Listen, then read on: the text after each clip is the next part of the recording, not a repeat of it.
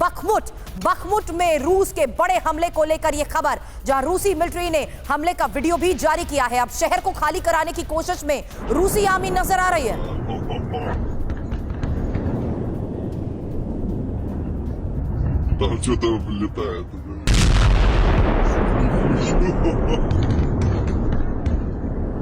तो बखमुत में रूस जिस तरीके से लगातार बड़े हमले कर रहा है, ये लेटेस्ट तस्वीर आपके सामने, और रूसी मिलिट्री की तरफ से इस हमले का ये वीडियो जारी किया गया है। अंदर में तब्दील हो चुका है बखमुत, और शहर पर कब्जे के बाद इसे खाली कराने की जो कोशिश रूसी आर्मी की तरफ से हो रही है, उसको लेकर भी कई बड़ी खबरें आ चुकी हैं।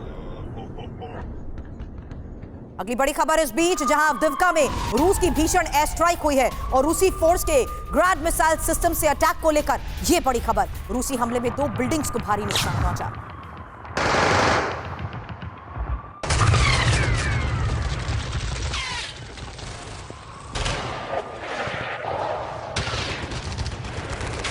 यूक्रेनी फोर्स की तरफ से दावा किया गया 24 घंटे में 20 बार हमला हुआ है।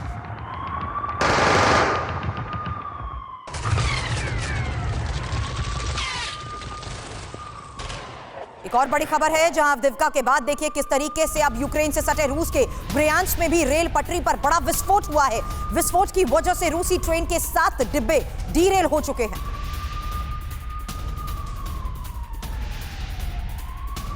बॉर्डर पर घटना होने से यूक्रेनी साजिश की भी आशंका बढ़ती जा रही है। पटरी पर विस्फोटक मिले हैं, मामले की जांच तो हो रही है, लेकिन बॉर्डर एरिया पर जिस तरीके से यह घटना सामने आई है, विस्फोट की वजह से ही रूसी ट्रेन के ये 7 डिब्बे डीरेल हुए हैं। ब्रियांस्क की यह घटना है जिसकी जांच की जा रही है और साजिश की भी आशंका है। पैसेंजर ट्रेन होती तो अंदाजा लगाइए कितना बड़ा हादसा होता। 3 बड़ी खबरें एक साथ आपके सामने होंगी, जहां देखिए किस तरीके से बखमुत के साथ साथ अब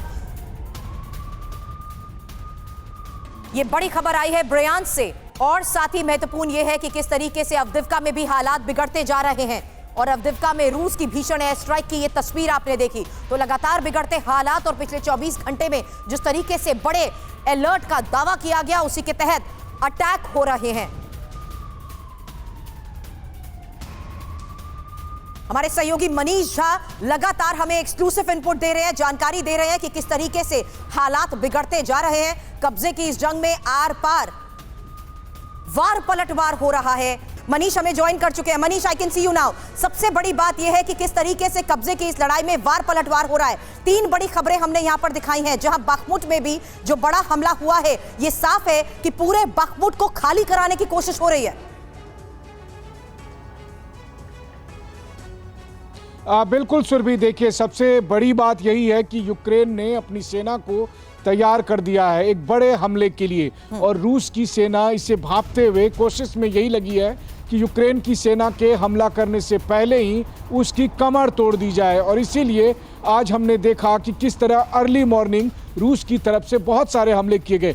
रूस की सेना का यही कहना है कि हमने दरअसल अपने टारगेट को अचीव किया है, हम उन जगह पर हमले कर रहे हैं जहां से कि यूक्रेन की सेना हमला कर सकती है। तो वार पलटवार के बीच में अगर बखमुत की बात करें, तो बखमुत में दरअसल चारों तरफ से रूस की सेना ने यूक्रेन को घेर रखा है, और यूक्रेन वहां पर जिंदा रहने के लिए संघर्ष कर रहा है। कहा यही जा रहा है कि रोजाना 500 से ज़्यादा यूक्रेनी सैनिक वहां पर मारे जाते हैं। एक बार बखमुत पर अगर रूस का कब्जा हो जाता है, तो वैसी स्थिति में रूसी सैनिकों का जोश फिर रहेगा कि वो यूक्रेन के अगले हमले को नाकाम कर सके। मैं खुद फ्रंट लाइन पर रूस की सेना के जो नए सैनिक हैं उनसे मिल रहा हूं, और वो लोग बहुत ही ज्यादा कॉन्फिडेंट दिख रहे हैं। बिल्कुल, लेकिन इस बीच सबसे पहले बखमुत पर बात भी इसीलिए की थी मनीष आपसे, क्योंकि बखमुत पर जिस तरीके से कब्जा बढ़ता है, जाहिर सी बात है आसपास के इलाके पर कब्जे की रणनीति के तहत ये मुमकिन हो पाएगा। अब यूक्रेन के सभी 24 प्रदेशों में एयर रेड अलर्ट को लेकर अगली बड़ी खबर है, जहां रूस का एक साथ यूक्रेन के कई प्रदेशों में अटैक को लेकर यह बड़ी खबर आई।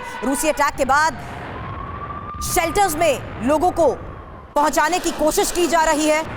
पहले ही अलर्ट जारी कर दिया गया था कि लोग सुरक्षित ठिकानों पर शरण ले लें।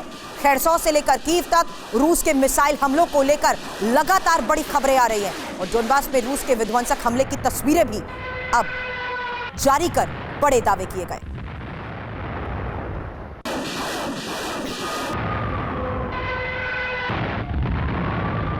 तो रूस का यूक्रेन पर बड़े पैमाने पर मिसाइल हमला, जहां स्ट्रैटेजिक बॉम्बर्स और वॉरशिप और सबमरीन्स के हमले को लेकर बड़ी खबर आई है। और यूक्रेन के कई बड़े स्ट्रैटेजिक मिलिट्री सेंटर्स को कैसे टारगेट किया गया, देखिए।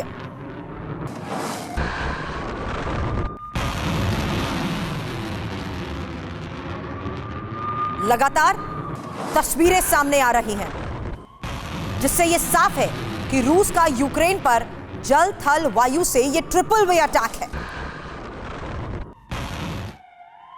एक और बड़ी खबर है, जहां अब देखिए कैसे यूक्रेन पर रूसी मिसाइल्स की बौछार हो रही है।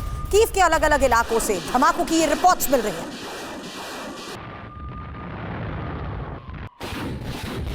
और यूक्रेनी राष्ट्रपति कार्यालय के प्रवक्ता एंड्री यर्मिक की तरफ से भी इसको लेकर दावा किया गया। कीव के एयर डिफेंस सिस्टम काम कर रहे हैं। अनुज माथुर सर, अगर यह दावा किया जा रहा है, इस दावे के तहत क्या संकेत हैं? किस तरीके से कीव के एयर डिफेंस रूसी मिसाइलों पर भारी पड़ते नजर आ रहे हैं? देखिए सुरभि, मैं आपको एक बात बताना चाहता हूं। देखिए, जब भी आप कोई अगर यूक्रेन ने काउंटर ऑफेंसिव या ऑफेंसिव कह लें, उसको प्लान कर रहा है, तो उसको 3-4 इंपॉर्टेंट एलिमेंट्स की आवश्यकता है। और वो 3-4 इंपॉर्टेंट एलिमेंट्स हैं: fighting troops, supporting arms, command and communication और लॉजिस्टिक्स। तो अभी जो रूस कर रहा है वो इन 4 जगहों पर, ये जो 4 इनके नर्व सेंटर्स हैं, इन पे हमले कर रहा है, ताकि वो उसके ऑफेंसिव को स्टार्ट होने से पहले इतना ज्यादा वीक कर दे कि वो आगे जाकर के उनको परेशानी हो जाए। एक बात। और दूसरी बात मैं ये बताना चाहता हूं कि ये आपको लग रहा है कि यूक्रेन के एयर डिफेंस सिस्टम इतने मजबूत हो गए हैं कि उन्होंने रशिया की मिसाइल सिस्टम को तबाह कर दिया। मेरे को नहीं लगता ये बात है। रशिया अपना जो टारगेट अचीव करना चाह रहा है, इन 4 नर्व सेंटर्स के ऊपर जो हमले लगातार कर रहा है, वो उनको उसमें सफल होते हुए नजर आ रहे हैं। और मेरे ख्याल से ये बिल्कुल सही बात नहीं है कि वो उनके मिसाइल्स को इन्होंने काउंटर करके रखा हुआ है। और ये उस ऑफेंसिव को, क्योंकि अब इनको पता पड़ गया कि क्या होने वाला है, उसको अच्छी तरह से कंट्रोल करने की कोशिश में लगा हुआ है रक्षा। लेकिन रूस जिस तरीके से कब्जे का ऐलान बस करने ही वाला था, उससे पहले यूक्रेन ने भी तो स्ट्रैटेजी बदल ली। रूस के विध्वंसक हमले में यूक्रेन को बड़े नुकसान का दावा किया गया है। हालांकि रूस के जिस तरीके से अटैक को लेकर ये बड़ी खबर आ रही है, एक एक डिटेल आपके सामने है, लेकिन यूक्रेन कैसे अब आगे काउंटर कर रहा है, इसकी इंफॉर्मेशन भी आगे थोड़ी देर में आपके सामने होगी। लेकिन इस बीच बड़ी खबर यह है कि कुपियांस्क में 85 यूक्रेनी सैनिकों के नुकसान का दावा किया जा रहा है। 2 arm combat vehicle, 3 motor vehicle नष्ट कर दिए गए हैं। आपको बता दें, सिंकोवका, क्लिस्वोवका, कामेंका और मायुस्तोवका पर भी रूसी अटैक को लेकर बड़ी खबरें मिल रही हैं। लेकिन अगली बड़ी खबर, जहां 24 घंटे में रूस के विध्वंसक हमले से लिमन भी दहलता हुआ नजर आ रहा है। 24 घंटे में लिमन में रूसी हमले में यूक्रेन के 65 सैनिकों की मौत का दावा किया गया है। और 24 घंटे में यूक्रेन के 1 मिलिट्री व्हीकल समेत 2 होवित्जर को भी तबाह कर दिया गया। 24 घंटे में लिमन पर हुए अटैक से नुकसान पर रूस की तरफ से किया गया दावा, जहां रूस ने फाइटर और आर्टिलरी से लिमन पर ताबड़तोड़ हमले किए हैं।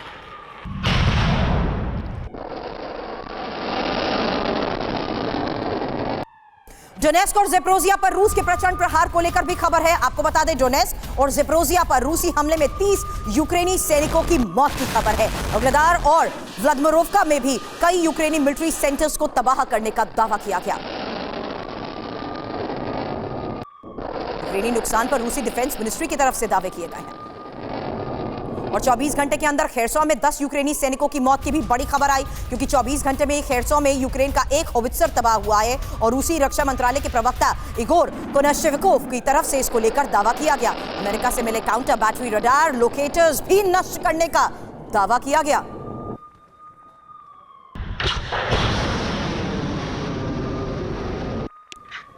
और रूस की खेरसॉ और निपेत्रोवित्स्क पर बमबारी को लेकर भी खबर है। रूसी हमले में खेरसॉ के कई घर तबाह हो चुके हैं। और रूसी हमले में 6 बिल्डिंग्स और 6 निजी घर, यानी आम लोग जिस तरीके से इसकी चपेट में आ रहे हैं, वही तस्वीरें सामने आ रही है। 2 गैस पाइपलाइन, बिजली आपूर्ति इससे पहले जिस तरीके से टारगेट की जाती थी, वो पूरी तरीके से ठप हो चुकी है। लेकिन ये पिछले कुछ घंटे पहले की तस्वीर आपके सामने है, जहां लगातार हो रही बमबारी में आम लोग तो अब इसकी चपेट में हैं। उनके आशियाना भी पूरी तरीके से नष्ट हो चुके हैं। चर्चा करने से पहले आपके सामने कुछ इंफॉर्मेशन रखना चाहेंगे, क्योंकि 24 घंटे में 24 प्रदेश जिस तरीके से अंडर अटैक, उसको लेकर खबर है। 24 घंटे से यूक्रेन के 24 प्रदेशों में एयर रेड अलर्ट है। 24 घंटे में ही रूसी बॉम्बर्स, वॉरशिप और सब सबमरीन से अटैक को लेकर बड़ी खबर आई है। खबर कुपियान से आई, जहां 24 घंटे में 85 यूक्रेनी सैनिकों की मौत हुई। खबर लिमन से आई, जहां 24 घंटे में यूक्रेन के 65 सैनिकों की जान गई है, यह बड़ा दावा किया गया। डोनेट्स्क ज़ेपोरोजिया से बड़ी खबर आई, जहां 24 घंटे में 30 यूक्रेनी सैनिकों की मौत को लेकर बड़ा दावा किया गया। साथ ही खबर खेरसॉ से, जहां 24 घंटे के अंदर 10 यूक्रेनी सैनिकों की मौत की खबर आई। अब सबसे बड़ा सवाल, जिस तरीके से रूस की तरफ से अटैक हो रहा है, मेरा सवाल इस बीच आपसे है सर कि इस हालात में, ध्रुव कटोच सर, मैं चाहूंगी आप इसमें हमें ज्वाइन करें, इस हालात में क्या रशिया अपनी रणनीति पर कामयाब रहा कि जो मौसम का रुख बदला स्प्रिंग होते हुए, मार्च अगस्त की अपनी स्ट्रैटेजी को क्या वो वाकई अब अमल में ला पाया है? धन्यवाद सुरभि। देखिए, मेरे अपने विचार से जो रशिया की स्ट्रैटेजी है वो बिल्कुल सीधी सादी है। उनको बताया गया था कि जैसे स्प्रिंग का सीजन आएगा तो यूक्रेन की तरफ से ऑफेंसिव होगा। एग्जैक्टली। तो उस ऑफेंसिव से पहले से ही उन्होंने अपना ऑफेंसिव शुरू कर दिया है। और जो जहां से वो समझते थे कि यूक्रेन की तरफ से ऑफेंसिव आ सकता है, उन टारगेट्स को उन्होंने टारगेट किया है इस समय पर। इससे पहले जनरल साहब ने बताया, मैं उनसे बिल्कुल सहमत हूं। देखिए, इस समय पर जो उनके लॉजिस्टिक एस्टैब्लिशमेंट्स हैं, उनके जो फाइटिंग व्हीकल्स हैं और उनके ट्रूप कॉन्सेंट्रेशन है, एमुनिशन कॉन्सेंट्रेशन है, वो टारगेट करेंगे ये। जरूरी बात है कि यूक्रेन की तरफ से भी इस प्रकार के हमले आएंगे, लेकिन मेरे अपने सोच विचार से सबसे जरूरी हमला जो हो रहा है वो बाखमुत में हो रहा है। और एक बार बाखमुत क्लियर हो जाए तो लड़ाई का रुख मुझे लगता है काफी हद तक बदली हो जाएगा। इसीलिए यूक्रेन की तरफ से यही कोशिश हो रही है कि वो किसी न किसी तरह से बाखमुत को होल्ड ऑन करे। यानी जो बात आप कह रहे हैं उसके तहत कहना गलत नहीं होगा कि पुतिन अब काउंटर ऑफेंसिव का कोई मौका देना ही नहीं चाहते हैं। इसीलिए ये बड़े दावे अब किए जा रहे हैं रशिया की तरफ से कि कैसे अब वो डोनेट्स्क में भी यूक्रेन को अब तक का सबसे बड़ा नुकसान पहुंचा चुका है। 24 घंटे में यूक्रेन के 480 सैनिकों की मौत की खबर। रूसी रक्षा मंत्रालय के प्रवक्ता इगोर कोनाशेव्कोव की तरफ से यह दावा, जहां यूक्रेन के लिए जंग लड़ रहे विदेशी लड़ाकों की मौत का दावा किया जा रहा है। तो यूक्रेन की संपूर्ण तबाही तय, ये क्यों कह रहे हैं? क्योंकि 24 घंटे में जो हमले हुए हैं उसकी एक इंफॉर्मेशन आपको दे रहे हैं, जहां क्रामाटोर्स्क के साथ साथ अब पवलग्राद और बाखमुट और साथ ही मरिंका के साथ साथ बेलगोरोवका में भी हमलों को लेकर बड़ी खबर आई है। इसके अलावा सुमी और सिवृस्की को लेकर भी बड़ी खबर। डोनेट्स्क में 480 यूक्रेनी सैनिकों के मारे जाने का दावा, और इसके साथ साथ पवलग्राद में ही हथियारों के गोदाम जिस तरीके से तबाह किए गए हैं उसको लेकर बड़ी खबर आई। बाखमुट मरिंका में सैन्य बेस जिस तरीके से टारगेट पर आए हैं उसको लेकर कई बड़े दावे किए जा चुके हैं। लेकिन महत्वपूर्ण यह है कि किस तरीके से पुतिन की ये पलटन लगातार अब हर तरफ से अटैक करते हुए यूक्रेन को फंसाने की कोशिश कर रही है, क्योंकि यूक्रेन युद्ध में रूस ने अब स्ट्रैटेजिक बॉम्बर्स जिस तरीके से उतारने का फैसला लिया है, इस पर चर्चा करने से पहले एक बड़ी खबर बताना चाहेंगे। 7 रूसी Tu-95 MS बॉम्बर से यूक्रेन पर हमले को लेकर यह बड़ी खबर आई है। रूसी बॉम्बर्स ने यूक्रेनी फोर्स पर मिसाइलें दागी। ब्लैक सी से रूस ने क्रूज मिसाइल अटैक किए हैं। रूस के 17 Tu-95 बॉम्बर्स यूक्रेन की ओर रवाना हो चुके हैं।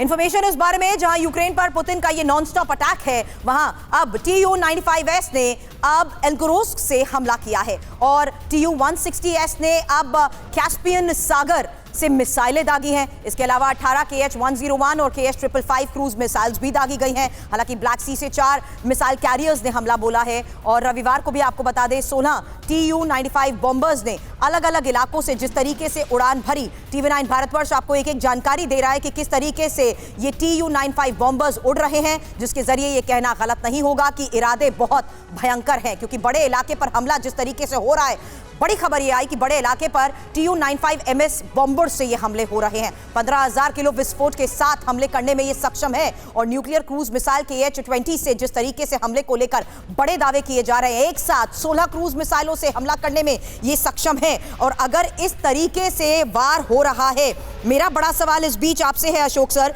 क्या संकेत ये मिल रहे हैं, किस तरीके के माइंड गेम को पुतिन की तरफ से अब एग्जीक्यूट किया जा रहा है? देखिए, मैं जो पहले दोनों पैनलिस्ट हैं मैं उनसे सहमत हूं। जो वो रूस अब यही चाहता है, पुतिन अब यही चाहता है, जो यूक्रेन के काउंटर ऑफेंसिव से पहले वो जितनी भी वहां से टेरिटरी ले वो अच्छा रहेगा, क्योंकि उसने ये तजुर्बा है, उसका एक्सपीरियंस है। जो पिछले साल जब ऑफेंसिव हुआ था सितंबर में, तो काफी हद तक यूक्रेन ने रूस की फौज को पीछे धकेल दिया था। और देखिए, ये बहुत ही अभी अनफेयर और अनइक्वल कॉन्फ्लिक्ट चल रहा है, क्योंकि रूस के पास सारे बॉम्बर्स हैं, मिसाइलें हैं, जहां भी वो चाहता है जा सकता है, परंतु यूक्रेन के पास केवल डिफेंसिव इक्विपमेंट है और वो भी थोड़ा थोड़ा मात्रा में होकर आता है। परंतु इसके बावजूद बाखमुत में देखिए सुरभि, हम सुन रहे हैं पिछले 2 महीने से 3 महीने से, जो बस कल उनका कब्जा होने वाला है, आज कब्जा होने वाला है, शाम को कब्जा होने वाला है, परंतु अभी नहीं। यूक्रेन की जो सेना है, यूक्रेन के जो लोग हैं, उन्होंने जो इतना स्टैमिना दिखाया है, इतना उन्होंने करेज दिखाई है, बहादुरी दिखाई है, वो 14 महीने से ऊपर हो गए हैं। परंतु अभी भी ये जो 4 प्रोविंसेस रूस ने कहे थे जो हमारे हैं, लुहांस्क, डोनेट्स्क, जापोरिजिया और खरसोन, इनके ऊपर भी पूरी तरीके से वो अपना कब्जा नहीं कर पाया है। और अंदर ही जाकर, कीव में जाकर, लवीव में जाकर अगर आप बॉम्ब कराते हैं तो उसमें क्या इतनी बहादुरी है? उनके पास तो कुछ है भी नहीं आपको वो शूट डाउन करने के लिए, और उनके पास हवाई जहाज भी नहीं है जो रिटेलिएट कर पाए उसके लिए। यूक्रेन के नए इलाकों पर रूस के बड़े हमले हो रहे हैं और महत्वपूर्ण यह है कि किस तरीके से अब पवलोग्राद में रूस ने ताबड़तोड़ मिसाइलें दागी हैं, क्योंकि रूसी हमले में 25 से ज्यादा नागरिक घायल हो चुके हैं। 19 हाई राइज बिल्डिंग्स इसकी चपेट में आ गई हैं। 25 घरों के नुकसान को लेकर बड़ा दावा किया जा रहा है। साथ ही rail road infrastructure, fuel depot जिस तरीके से टारगेट पर है। मनीष, इस बारे में मैं आपसे जरूर जानकारी चाहूंगी, क्योंकि ये कई बड़े सवाल खड़े करते हैं। पवलोग्राद पर हमला आखिर हो क्यों रहा है? निप्रो रीजन का ये पूरा इलाका है और यूक्रेनी सेना काउंटर अटैक के लिए यहां पर जिस तरीके की तैयारी कर रही है, उसको लेकर ये खबर बड़ी है। यहां बड़ी मात्रा में हथियार और गोला बारूद जमा किए गए हैं और यूक्रेनी फोर्स की कॉम्बैट यूनिट को यहां पर जिस तरीके से खास ट्रेनिंग दी गई, उसको लेकर भी बड़ी खबरें TV9 भारतवर्ष ने आपको बताई। हालांकि रूसी फोर्स ने काउंटर अटैक से पहले यूक्रेनी सेना पर हमला कर दिया है और रूस ने हथियारों के गोदाम, rail road infrastructure, fuel depot को जिस तरीके से टारगेट किया है। मनीष, एक क्विक रिएक्शन में इस पर चाहूंगी, क्योंकि ये जो स्ट्रैटेजीज अपनाई जा रही हैं, जाहिर सी बात है अब तो आम सिविलियंस भी इसकी पूरी तरीके से चपेट में आ चुके हैं। ऐसे में खंडर हो चुकी इन जमीनों से क्या हासिल होने वाला है? क्या लगता है रूस कहीं ना कहीं कब्जे के तहत दावे के लिए भी आगे तैयार नजर आता है?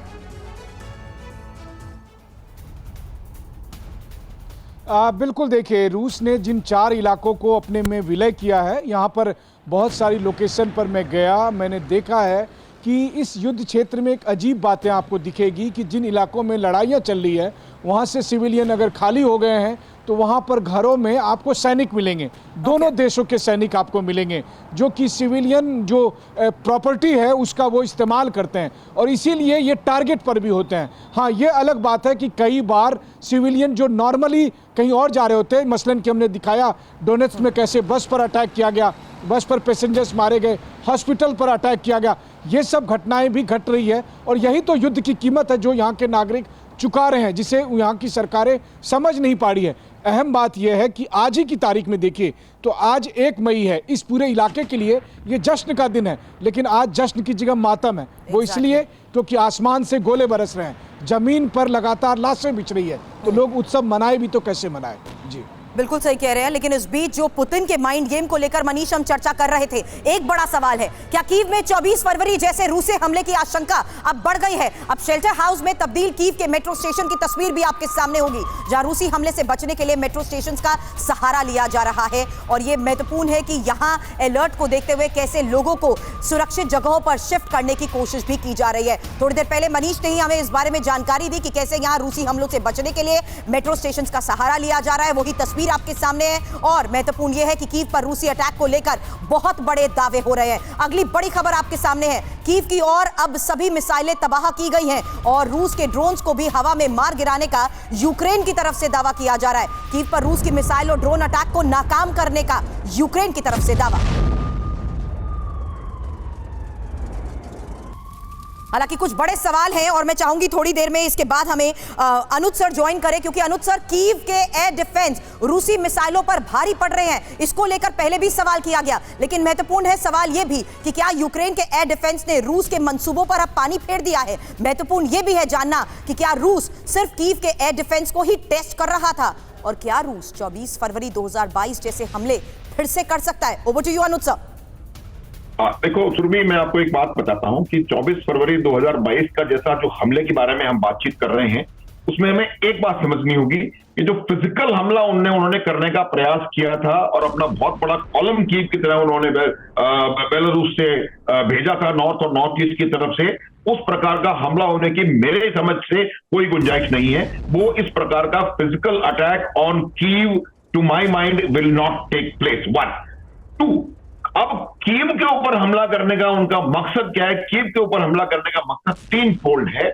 पहली बात तो यह है कि वो जो यूक्रेन की लीडरशिप है, यूक्रेन के जो कमांड एंड कंट्रोल का जो लोग हैं, उसके ऊपर हमला करना चाहते हैं। दूसरा, वो वहां के लोगों में दहशत फैलाना चाहते हैं ताकि उनकी जो अभी थोड़ी देर पहले आप भी कह रही थी सुरभि की, उन्होंने एक बहुत जबरदस्त ग्रिट दिखाया है, बहुत जबरदस्त दिखाया है कि उन्होंने पिछले 1 साल से लड़ाई लड़ रहे हैं और उन्होंने गिव अप नहीं किया है, तो उसके ऊपर हमला। और तीसरी बात यह है कि जो लॉजिस्टिक इंस्टॉलेशन हैं, जहां से जो उनकी फाइटिंग ट्रूप हैं आगे आने वाले, उनके पास उनका communication equipment, logistic equipment, ammunition, all these things जब पहुंचेंगी, उसके ऊपर हमला करने का आइडिया है। तो मेरा यह मानना है कि उसके ऊपर एयर डिफेंस असर कर रहा है, लेकिन रूस का पूरी तरह से ये वहां का प्लानिंग फेल हुआ है, ये बात बिल्कुल सही नहीं है। और रूस को जो चाहता है वो मुझे लगता है वो कर पा रहा है। मैं आपको एक बात बताना चाहता हूं कि जो यूक्रेन का जो हमला करने का तो उसका मकसद रहेगा, वो ये नहीं रहेगा कि आप क्रिमिया पे कब्जा कर लें या किसी पे कब्जा कर लें। यूक्रेन नीपर नदी के पार जाकर के जो रशिया की सॉफ्ट अंडरबेली या वल्नरेबिलिटी जिसको कहते हैं, वल्नरेबिलिटी है, जो rail road connectivity to Crimea है, उसको थ्रेटन करेगा, उसको कंट्रोल करने की कोशिश करेगा, उसको डोमिनेट करने की कोशिश करेगा। तो अब वो ये चाह रहे हैं कि किसी प्रकार से उनको ये ना करने दिया जाए। अगर वो डोमिनेट करने की कोशिश करेगा, रूस उसको लेकर चुप रहेगा, वो और ज्यादा इग्नाइट होगा, रिएक्ट करेगा। रूसी फाइटर जेट ने यूक्रेन पर अब मिसाइलें बरसा दी हैं और टीवी9 के कैमरे पर कैद रूसी फाइटर का ये विध्वंसक वार देखिए। टीवी9 भारतवर्ष की टीम भी रूसी फ्रंट लाइन पर ही मौजूद है। रशियन फ्रंट लाइन से मनीष झा की एक्सक्लूसिव रिपोर्ट। देखिए इस वक्त, देखिए यहाँ पर देखिए फाइटर जेट के जाते हुए प्लेयर्स बहुत सारे दिखाते हुए, और टीवी9 की टीम इस वक्त फॉरवर्ड पोजीशन पर, और देखिए फॉरवर्ड पोजीशन पर किस तरह की फायरिंग हो रही है फाइटर जेट के जाते हुए। और हम इस वक्त फॉरवर्ड पोजीशन पर हैं जहां पर अलग अलग लोकेशन में अलग अलग पोजीशन पर अलग अलग तरीके से जो सैनिक यहाँ पर मौजूद हैं, हम उनको दिखाते हुए और आगे बढ़ रहे हैं। और यहाँ एक के बाद एक फाइटर जेट आगे बढ़ रहे हैं। तो टीवी9 के कैमरे पर इस वक्त जो तस्वीरें आप देख रहे हैं, ये तस्वीर अपने आप में इस बात की गवाही है कि रूस यूक्रेन जंग जो फ्रंट लाइन की पोजीशन है वो किस तरह से है, किस तरह लड़ाई चल रही है, और इसके बीच में मातृभूमि की रक्षा के लिए कैसे रूसी सैनिक जी जान से जुटे हुए। यहाँ इस फॉरवर्ड लाइन की एक खासियत और भी है, यहाँ पर जहाँ हम मौजूद हैं यहाँ ज़्यादातर वो सैनिक हैं। तो जंग के बीच रशियन फ्रंटलाइन पर टीवी9 भारतवर्ष, और साथ ही बड़ी बात यह कि मिसाइल हमलों के बीच प्राकृतिक आपदा से हो रहा है सामना। जंग के मैदान में दुर्गम रास्तों से होते हुए सबसे जांबाज रिपोर्टिंग टीवी9 भारतवर्ष आपको दिखा रहा है। फ्रंटलाइन पर मौजूद टीवी9 भारतवर्ष संवाददाता मनीष झा और कैमरामैन अमित रूसी टैंक और फाइटर के हमलों के बीच फ्रंटलाइन पर मौजूद। एबीसी पर बढ़ते हुए हम आपको दिखाने की कोशिश कर रहे हैं। देखिए जब हम बख्तरबंद गाड़ी पर सवार हैं तो किस तरह से हम नदी पार कर रहे हैं। हमारा कैमरा सहयोगी अमित अब आपको दिखा रहे हैं। देखिए सामने में नदी है, इस नदी को पार करना है। हालांकि मैं इसे नदी अभी कह रहा हूं, अगर ये टेक्निकली नदी ना भी हो तो ये काफ़ी गड्ढा है और यहाँ पर बहुत सारा पानी जमा हो गया है। और अब तक आपने देखा था कि हम कीचड़ में कैसे आगे बढ़ रहे हैं। अब आप देखिए कि यहाँ पर कमर भर से ज़्यादा पानी है और उतने पानी के बीच में से कैसे बख्तरबंद गाड़ी से हम इसे पार कर रहे हैं। आप देखिए इतना पानी है, इस पानी के बीच में से हम आगे बढ़ रहे हैं। और ये देखिए पानी लगभग में इस गाड़ी के रूफ तक पहुँच जा रही है और उसके बाद भी ये गाड़ी बगैर किसी दिक्कत के आगे बढ़ रही है। और रूस ने जारी किया अब यूक्रेनी सैनिकों का वीडियो। बड़ी खबर, यूक्रेनी सैनिकों का हैरान करने वाला वीडियो हम आपको दिखाएंगे। उसके साथ ही बता दें मनीष झा इस वक्त हमें लगातार ग्राउंड रिपोर्ट्स दिखा रहे हैं कि किस तरीके से ये हालात बने हुए हैं। मनीष, आपकी एक्सक्लूसिव और एक्सप्लोसिव रिपोर्ट्स तो हम दिखा रहे हैं, लेकिन इस बीच मुझे सिर्फ आपसे ये जानना है कि आप पुतिन जिस तरीके से लगातार वीडियो जारी कर ये बड़े दावे कर रहे हैं, तस्वीर भी हम दिखाएंगे कैसे रूसी सैनिकों को भी अब बंधक बनाने में वो कामयाब रहे हैं। क्या मनोबल टूट रहा है यूक्रेनी सैनिकों का, यूक्रेन का?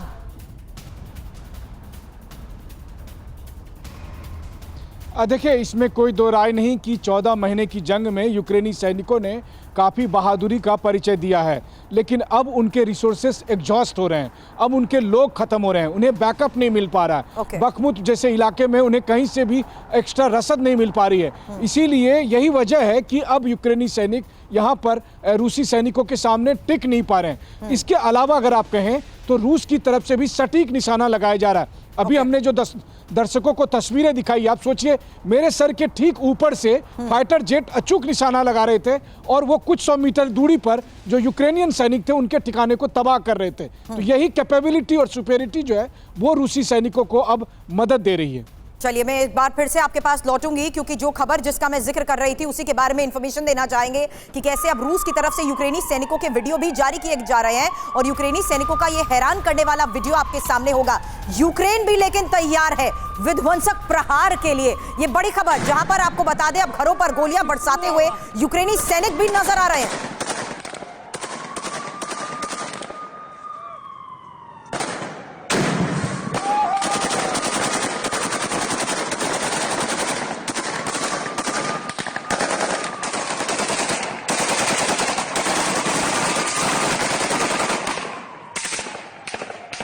और रूसी मिसाइलों पर यूक्रेन के काउंटर अटैक को लेकर अगली बड़ी खबर है, जहां मल्टी लॉन्च रॉकेट सिस्टम से रूसी S-5 मिसाइल पर निशाना साधा गया। यूक्रेनी सेना ने हमले का वीडियो जारी किया है।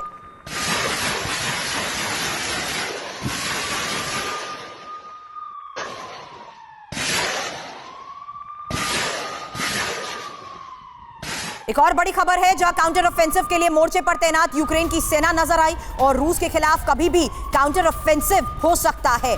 बड़े काउंटर ऑफेंसिव को लेकर ये खबरें आ रही हैं। सैटेलाइट इमेज में यूक्रेन की ये तैयारी भी दिख रही है और रूस ने भी कब्जे वाले इलाके में मोर्चाबंदी जिस तरीके से बढ़ा दी है उसके बाद ये तस्वीरें जारी कर क्या संकेत देने की कोशिश की गई है। ध्रुव कटोच सर, मैं चाहूंगी इस पर आप हमें ज्वाइन जरूर करिएगा, लेकिन उससे पहले ये बता दें कि इस मोर्चेबंदी के तहत क्या बड़ी खबर आई है, क्योंकि यूक्रेन जिस तरीके से सबका बदला लेने के लिए तैयार है, काउंटर ऑफेंस की सभी तैयारियां पूरी हो चुकी हैं। रूस ने जवाब देने की भी तैयारी कर रखी है क्योंकि कब्जे वाले इलाकों में रूस की मोर्चेबंदी जिस तरीके से है, रूस के कई एंटी टैंक ट्रेंच भी अब बने हुए नजर आ रहे हैं। खासतौर से ज़ेपोरिज़िया में कई ट्रेंच नजर आए। सैटेलाइट इमेजेस जिस तरीके से सामने आती हैं, दोनों तरफ से तैयारियां पूरी नजर आती हैं। यूक्रेन को रोकने के लिए अवरोध भी खड़े हैं और साथ ही दक्षिण यूक्रेन के सैकड़ों मील में यूक्रेनी अटैक का खतरा जिस तरीके से बढ़ता जा रहा है उसको लेकर ध्रुव सर, क्या आपको लगता है कि यूक्रेन भी, जाहिर सी बात है, भले ही युद्ध के इस हालात में कमजोर पड़ता नजर आ रहा हो, रशिया उसके सैनिकों को बंधक बना रहा हो, तब भी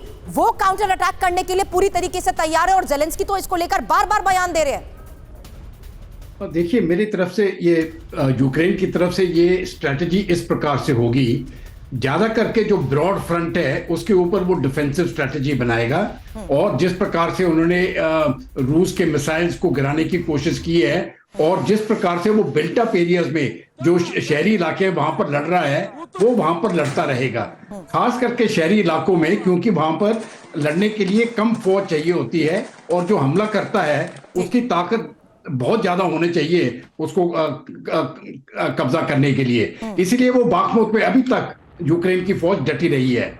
लेकिन जहां तक काउंटर ऑफेंसिव की बात है, मेरे अपने ख्याल से ये फ्रंट जो है ये 1000 किलोमीटर से ज्यादा लंबा है जी। तो यहाँ पर यूक्रेन की तरफ से एक या दो स्थानों पर, सिर्फ एक या दो स्थानों पर वो अपना कंसोलिडेटेड अटैक करेगा जिसमें टैंक्स इस्तेमाल होंगे, एयर स्ट्राइक्स और खास करके आर्टिलरी, इन तीनों का इस्तेमाल होगा एक तरफ से दुनिया को दिखाने के लिए कि कुछ हद तक हम भी लड़ सकते हैं और ये एक मैसेज जो है रूस को जाएगी। यूक्रेन ने रूसी फौज के ठिकानों पर ड्रोन से वार किया है और यूक्रेनी हमले में रूसी फौज के कई ठिकाने जिस तरीके से तबाह हुए, तस्वीरें जारी कर बड़े दावे भी किए गए हैं। लेकिन इस बीच अगली बड़ी खबर का भी रुख करेंगे जहां यूक्रेनी सेना के काउंटर प्लान को भी बड़ा झटका लगा है। अब रूस ने गोला बारूद से लदे यूक्रेनी ट्रेन को ही टारगेट कर तबाह कर दिया है। क्रमाटोर्स्क में 200 टन गोला बारूद से लदी ट्रेन को कैसे निशाना बनाया गया।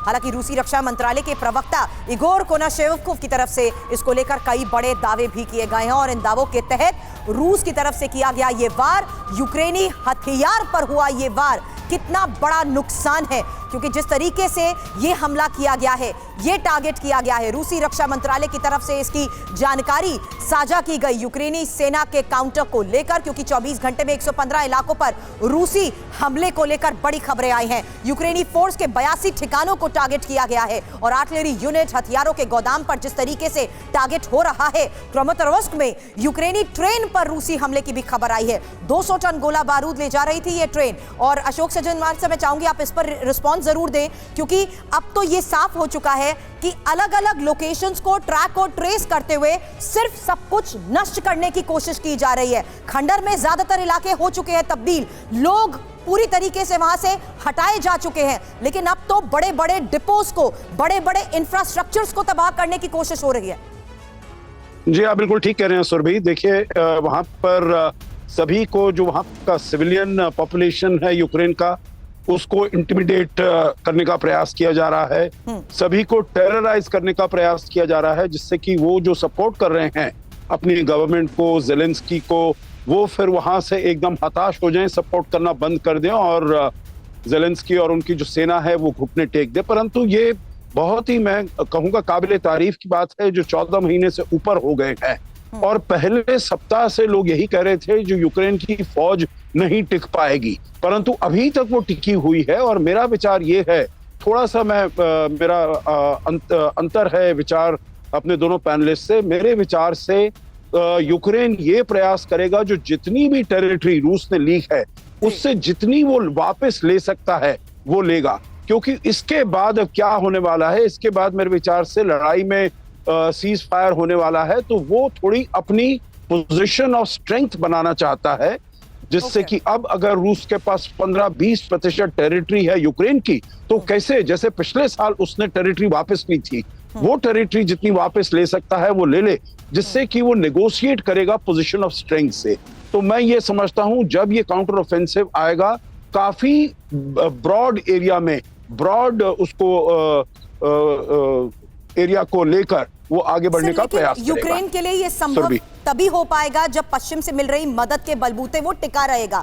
और क्या ऐसे में रूस का ये एग्रेशन सीधे तौर पर नेटो को नहीं आगे शामिल कर लेगा इस वॉर में? यूक्रेनी काउंटर ऑफेंसिव पर अमेरिका ने अब संदेह जताया है और रूसी फोर्स की किलेबंदी को तोड़ना बेहद मुश्किल बोला जा रहा है, क्योंकि अमेरिकी रिपोर्ट में रूसी किलेबंदी पर जिस तरीके से ये बड़े दावे किए गए हैं, सैटेलाइट इमेजेस में रूसी फोर्स की मजबूत सैन्य तैयारी साफ नजर आई है। और ज़ेपोरिज़िया में रूसी tanks, mines, anti tanks missile, trench का जिस तरीके से जाल बिछा हुआ है, उसके तहत अमेरिकी रिपोर्ट में रूस की किलेबंदी को लेकर ये जो बड़ा दावा किया गया है, क्या रूसी किलेबंदी को यूक्रेन तोड़ भी पाएगा? ये एक बड़ा सवाल है, क्योंकि सैटेलाइट इमेजेस में रूसी सेना की मजबूती, उसकी सैन्य तैयारी साफ तौर पर नजर आ रही है। और ये अमेरिकी मीडिया में इसको लेकर बड़े दावे किए जा रहे हैं, क्योंकि यूक्रेनी फोर्स की जिस तरीके से यूक्रेनी फोर्स को रूसी किलेबंदी तोड़ने में 6 महीने से ज्यादा वक्त लगने की बात कही जा रही है, उसके लिए क्या वाकई उतना यूक्रेन तैयार है? इसके साथ साथ पोलोजी में 30 किलोमीटर तक एंटी टैंक माइंस बिछाए गए हैं, ये सैटेलाइट इमेजेस के जरिए एनालाइज किया जा रहा है।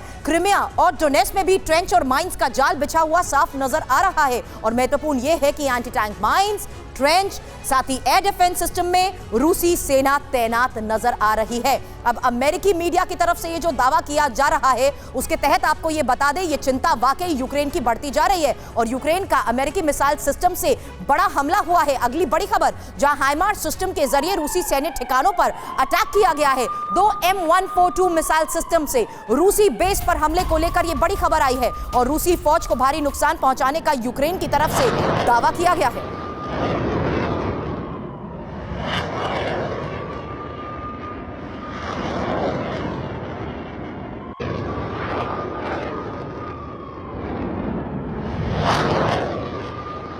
वॉर जोन में यूक्रेनी फोर्स का एक्शन। अगली बड़ी खबर, ग्राड सिस्टम के जरिए रूसी ठिकानों पर हमला, जहां MLRS से रूसी ठिकानों को कैसे निशाना बनाया गया, देखिए।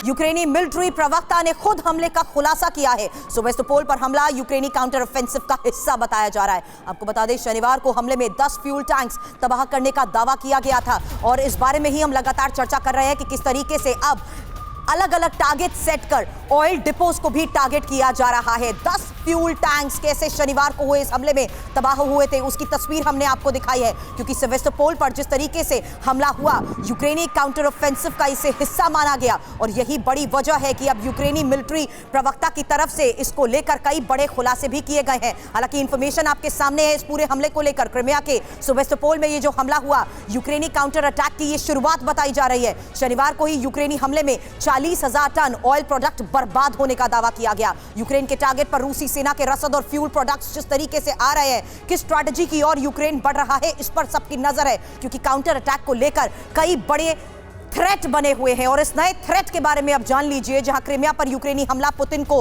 खुली चुनौती माना जाएगा। क्रिमिया पर और तेज हो सकते हैं यूक्रेन के हमले और रूस के कब्जे वाले बाकी इलाकों में भी हमले की तैयारी को लेकर कई बड़े इनपुट हैं। हालांकि क्रिमिया हमले के बाद ही रूस आक्रामक हो गया है। और यूक्रेन वॉर जोन से इस वक्त की एक और बड़ी खबर है, पहली बार यूक्रेनी एयर स्पेस में अमेरिकी मिलिट्री एयरक्राफ्ट नजर आया है। यूक्रेन में नजर आया अमेरिका का P-8A पोसेडॉन विमान।